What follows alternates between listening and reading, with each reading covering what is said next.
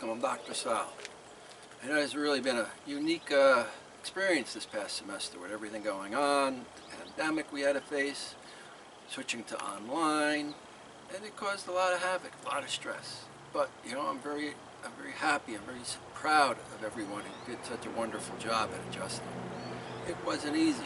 I know the students had a tough time, I know professors had a tough time, the school, just in general, the whole population had this tough time. But we're all going to get through this. That's the beauty of it. We're going to have a new normal. Like I said, we're going to have a new normal. Unfortunately, some businesses are going to close. The ones that survive will be stronger, and the new ones will be even stronger. So it's going to be completely different. So many opportunities out there in the upcoming months and years that we've never experienced 3-4 months ago. So I'm excited about the future. I'm excited for you. I'm excited for you guys to get going. Let's talk a little bit about the semester. One of the things I did is I showed you a couple of movies. They weren't just randomly selected movies. I had a reason to show each one of those. We watched Frozen. Frozen was an awesome little movie. It was Disney animation. But what I loved about this movie, and this is just one aspect, this is, by the way, my favorite movie, is that entire life she was told, hide who you are. Don't be afraid. Don't tell anyone. Hide. And she did that. And then what happened? She had a miserable life. It wasn't until she learned to embrace who she was that she actually started enjoying life. And that's what I want you to remember. Embrace who you are. Embrace your flaws. Embrace your strengths. But embrace who you are, because you are a unique individual in this world. So if you're feeling like you're not, watch Frozen. Become that uniqueness and learn to live with it and grow with what's going on. The next movie we watched was Soul Surfer. Now, there's going to be obstacles. We're coming out of a huge obstacle, but you're going to have personal obstacles. You're going to have struggles. And that's okay. That's the world. We all have struggles. But when you feel like the struggles are greater than what you need, go watch Soul Surfer. This young girl had her arm bitten off. Now, she could have just played, just gave up. But she didn't. She stuck with life. She embraced it. She learned to use that obstacle in everyday things. She had to relearn how to do everything. But today, she's successful. She's a motivational speaker. So, when you feel there's too many obstacles, watch Soul Surfer. Then we watched Rudy. Rudy was this young kid, his dream, play for Notre Dame football team. A couple issues, he was way too small, and he wasn't smart enough to even get into the school, nevertheless play on the team. So what did he do? He put a plan together. He figured out, I need to do this, this, and the other thing. He went to a secondary school to get his grades up. He got on it. And then he started practicing on the practice football team. And he practiced as hard as he could. He practiced 100%, knowing he may never have a chance to play on that team. He didn't give up. He didn't say, I'm only going to do 80% today. Every day he showed up, he did 100%. And he lived his dream. And he played for the Notre Dame football team as he wanted. Now we watch It's a Wonderful Life. Now a lot of people say, oh, this is a Christmas movie. Well, it happens at Christmas time. So yes, it is. But what is it that George did? Here's the thing. He gave up his life to help others. Little things, building houses, helping them develop. But in the end, he was frustrated. And it wasn't until the very end of the movie when we understood that he was in trouble. He needed help. And every single person he touched was there to help him. And we don't know who we touch, who we don't touch. I encourage you to get out and be happy and smile and encourage everyone you know, because you never know when they're going to be, what your impact is going to be on them. So get out there and make the world a better place, because every single one of you is going to change the world. In some small way, some large, some small, some medium, doesn't matter. But every one of you is going to change the world. If you don't believe it, watch It's a Wonderful Life. Then the last one we're going to talk about is a book. That's Think and Grow Rich. It's been published since 1937, one of the most popular books on the market. But what it teaches us how to set goals. How do you achieve your dreams? Your dream might be owning a company. Some might be sailing on the ocean. Some cooking, some clean, well, maybe not cleaning, but some doing all these different things. It gives you a plan. And what the book was, in 1937 and 1930s, Napoleon Hill was sanctioned to write a book. He interviewed all the popular people at the time. I shouldn't say popular, all the major industrial leaders, Thomas Edison, the Rockefellers, the Fords, and he figured out what made them tick. His success came up with 14 different points, and that's what this book was about. Well, we watched the movie, but read the book. The book is an important thing to look at. Set your life, put your plans together. All right. So now I just wanted to talk about me. Oh, by the way, this is a chairlift I'm sitting on. Yes, it came from a ski resort that closed a couple of years ago, Hidden Valley. And I put some legs on it, and I have it in my backyard to hang out on. Gives me that winter feeling, even though we had winter the other day with the snow in May, which was awesome. I don't know how many of you enjoyed it, but I did. So I want to give you my story. My story, so you know where I come from. When I was growing up, I had no purpose in life. I was just getting through it. I didn't even go to college right out of high school. My Friday, I graduated from high school. Monday, I went to work. I had a good job. I was making decent money, and I was surviving.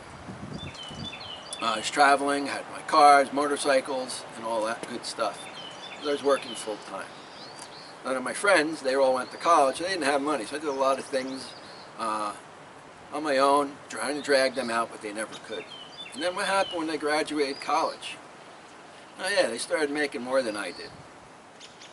I'm like, there's got to be a better way, but I didn't think much of it. And I met my wife, Lori. We met in October. The following November, 13 months later, we were married. And we bought a small house. And I was still working. I wanted a better job. So I started applying. In shock, I couldn't find a job. No one would hire me. Oh yeah, I didn't have a college degree. It was a big problem. So I decided to go to college at night. Then I had an opportunity. Someone hired me to work in the office instead of out in the shop. The problem was, it's 2 states away in Connecticut. I had just been married less than 6 months. So I took the job. My wife, we talked about it. We moved to Connecticut. I lived in a Howard Johnson's for 3 months before my wife came up. And we spent another 3 months living in a hotel. And I was working and going to school still, working on my associates at the time, working full time. And then we had my son, Nicholas. Some of you heard me talk about him. He's doing awesome now. And I got my degree, my associates. But I needed my bachelor's. I wanted my bachelor's because I needed to get caught up to how far behind I was with people and making money mostly. And what happened, we had my second child, Lily. You've heard me talk about her too. But before we had my second child, Lori was 8 months pregnant with her. I got laid off, and at the time it was not the greatest time, and I couldn't find a job. I still didn't have my bachelor's degree, so not a lot of people would hire me. I found a job back in New Jersey, so I took that. I was living in Jersey. My wife and son were up in Connecticut. So Friday night, I'd finish work, jump in the car, drive home, back to Connecticut. Usually I'd stay there until about 10 o'clock on Sunday night, drive back to Jersey, sometimes Monday morning, and go to work that day. Worked a week, and I did that for about a month. And then I got pulled into the driveway one night coming home from Connecticut, and my wife calls me. I'm going into labor. Get back in the car, drive the 2.5 hours back up. I did make my daughter's birth, not by much, by an hour, but I was there for her, so it worked out fine. It took us a while before my wife, we moved down. I took some time off, and we moved back to New Jersey with the kids. And I was still going to school. Now I had 2 kids, my wife wasn't working, So I was going to school full-time, well, part-time, I'm sorry, working full-time. I even had a couple part-time jobs. I was a waiter, handyman, whatever I needed. So basically I was kind of busy. And I finally found a job. I got my bachelor's degree. It was a long struggle.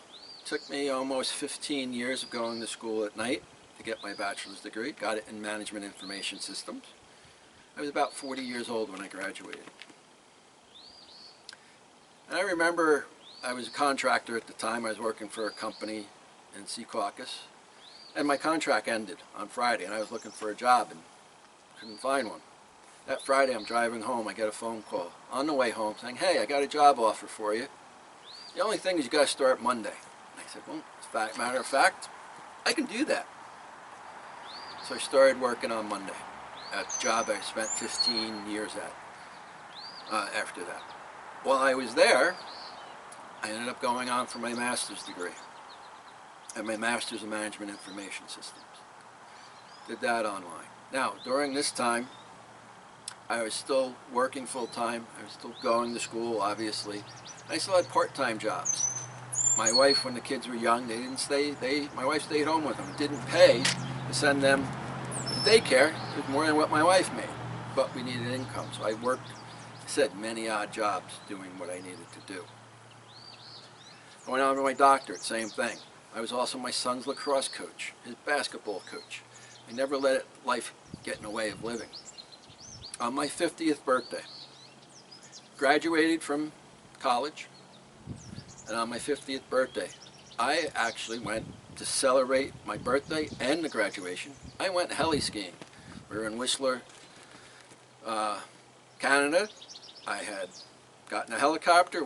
I went skiing on my birthday. And there's going to be more about that, why that's important in a little bit, but it's a celebration. I got to live one of my dreams. I enjoyed it. So why am I here talking about all this? Giving you a quick summary of my life. Well, I believe it's great to learn from your mistakes. It's really important you learn from your mistakes. But it's even better to learn from someone else's mistakes. So if during my time and the struggles I had, if you can learn something, you're better off. Why should you make the same mistake someone else did? I read all kinds of motivational books. I've written a few of them, so they're all out there. But go back and learn from someone else's mistakes. So what are some of the secrets of living life? Well, the biggest one, once you figure out what you want, what are you willing to give up for it? Mostly it's time. I guarantee you talk to any athlete, anyone at the top of their game, they've practiced thousands, if not tens of thousands of hours to get where they are. It didn't happen, they occasionally did it. They made it a priority, and that's what I want to talk to you about. What do you want to accomplish in life? Or you're going to be like 90% of everyone in the world, nothing, no plans, no goals, show up to a job that you don't like because it pays the bills, there's no passion. You've got to figure out what you and your family want, because that's the important thing to drive you every day. So we're going to look at a couple topics that I thought were really important in my development to get where I am today. First, your attitude. If you have a good attitude, you attract people with good attitudes. If you have a bad attitude, you're going to attract people with a bad attitude. It's not going to be pretty. So motivate yourself. There's no one out there who's going to tell you to motivate. You have to, this motivation and attitude has to come from within. You have to rely on yourself. If you're feeling bad, pick yourself up. Do something you like to do. Go for a motorcycle ride. Go skiing. Obviously, they're my two big passions. But when it gets tough, that's what you need to do, because it is going to get tough. And you can't blame your wife, you can't blame your kids, you can't blame your job, you can't blame your friends. It's you. You need to have that outlook in life that's going to make it. Read motivational books.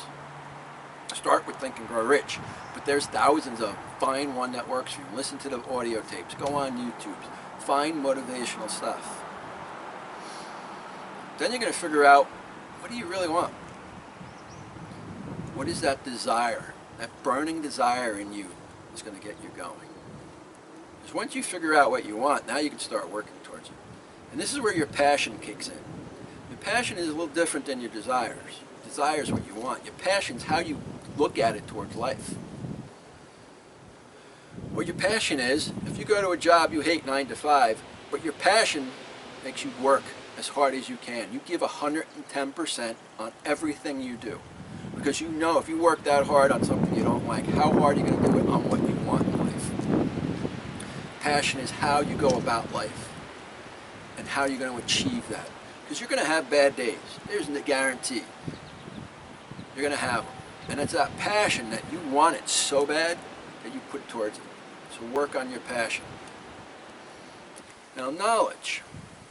As I talked about, I couldn't get a job until I went to college. I needed that college degree. So I got my bachelor's. Then I said, well, you know what? Everyone has their bachelor's. What am I going to do to stand out? So I went and had my master's, got my master's. And while I was going for my bachelor's and master's, I met one of my professors. And I said, you know, I've been doing some training and teaching. How do I do it? Because you need your master's to be an adjunct. And you need your doctorate to be a teacher. So I continued on and got my doctorate so I can teach full time. So I have been teaching full time. Here's the thing that I had a problem with. I hate talking in front of people. I know, it kind of goes, well, why would you want to be a teacher? Because I get that spark.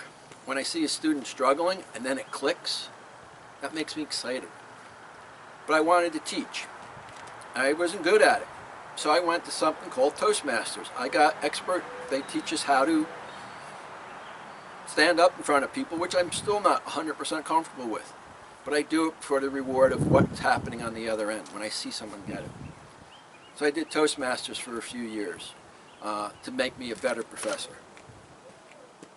I got more education. I had more knowledge. And that's what you need to do. Whatever you want in life, figure it out. If you don't have the knowledge, get the knowledge. Without the knowledge, you're not going to get it. So get that knowledge. Then you need a plan. 5 years from now, where do you want to be? How are you going to get it? And I break it down into 1 year, 1 month, and then weekly, and even daily. This allows me to have a plan. And every month, every week, I look at it. I'll talk more about this at the end. I love Mondays because it's a new opportunity. I have a plan that every week, this is what I'm going to be doing. This is what I'm looking forward to. So I create my plan and I start working on it. And every week I do something to reach my overall goal, even if it's only a 5-minute task that week because I'm so busy. Then I have my reward system. What does that do? Well, when I reach a certain level, I want to reward myself. Sometimes it's going out to dinner, going for a motorcycle ride, it's going skiing, it's buying stuff I want, taking my wife out, taking my kids, whatever it is. For my graduation of my doctorate, I told you I went heli skiing. That was also my 50th birthday. 2 major milestones. I celebrate big time. On small accomplishments, small rewards, but have a reward system. Then it gets down to time management. Here's the thing, there's 24 hours in a day. You spend at least 8 sleeping. So what are you doing with those other 16 hours? When you tell me you don't have time, you have the same amount of time as me. How do I accomplish more? Or how does anyone accomplish more? Time management. Learn it. Read books on it. Utilize every minute of your day so it makes sense. And here it is. You got to take responsibility. You're going to fail. You can control your own life. If you don't like what you're doing, do something different. Don't sit there and keep doing the same thing. I have one of my favorite quotes. Comes from the Eagles.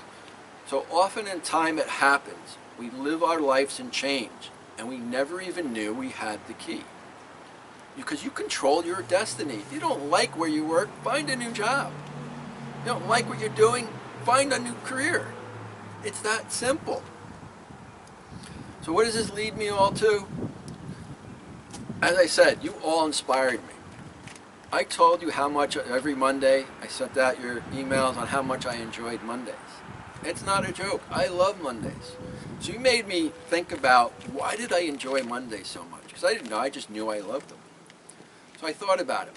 Well, what I do over every weekend, I review last week's plan, my schedule. What did I get accomplished? Then I write down and make a new schedule. Usually I do it on a Saturday or Sunday, spend a little bit of time. This is my plan for the week. So when Monday rolls around, I am super excited to start my plan for the week. Because what I put in that plan is everything I need to get done, papers I'm grading, classes, projects at home, projects anywhere. I also put in there my fun time. I actually schedule, I'm going for a motorcycle ride on Tuesday because the weather's going to be 60 degrees and it's not raining. I go for a skiing on Wednesday because that's when it's going to be cold. I schedule my fun. Because if I don't do it. I get too worked up, too excited about what's going on. Now when I complete the tasks, I cross it off. Now here's the thing. You've inspired me because now I'm going to write a book based on this. It's going to be a short book, but I'm going to start writing that book. Rethinking Mondays. That Mondays have to be that important day in your life. When you look at a Monday and you get excited that it's the beginning of the week. That's what I want. I want you to get excited.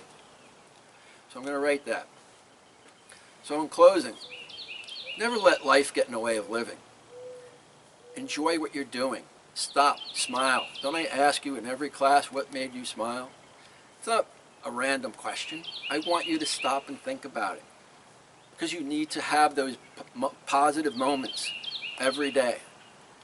Take a minute and just smile. Think about something that made you happy. I don't care if it was a year ago or a decade ago. Remember something every day that makes you smile. Build that attitude. You're going to change the world. The world is changing literally as we speak today. And you're going to have a huge part in that. And I'm super excited to see what the new world is. I believe in every one of you that you're all going to change this world.